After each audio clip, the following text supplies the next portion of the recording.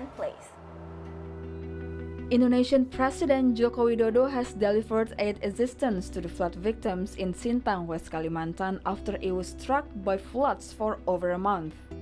In response, the regional governor Sutarmiji expressed his gratitude for the assistance he provided.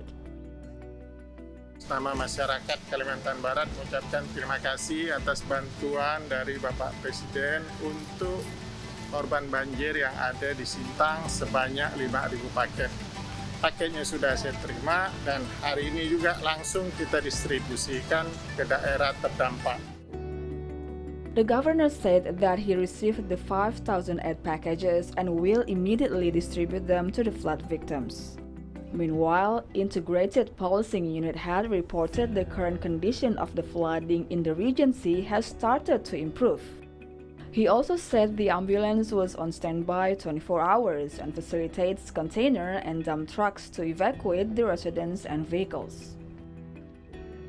Kita siapkan juga ada 3 unit tronton, ya, 3 unit tronton karena untuk masyarakat yang pengen roda 2 belum bisa melewati jalan lintas Melawi ini, ya, keluar masuk Sintang dan keluar dari Sintang. One resident, Frederick, said that the water around his residence is relatively high, making it difficult for him to go to work. Aduh, susah ya. Kalau untuk mengungsi 1 bulan lebih, Mas. Meanwhile, another resident, Caca, stated that the water level around her house is about the waist of an adult, and she hoped it would be over soon. We hope that the water in Sintang will go down very, very soon, and the BNPB head or the disaster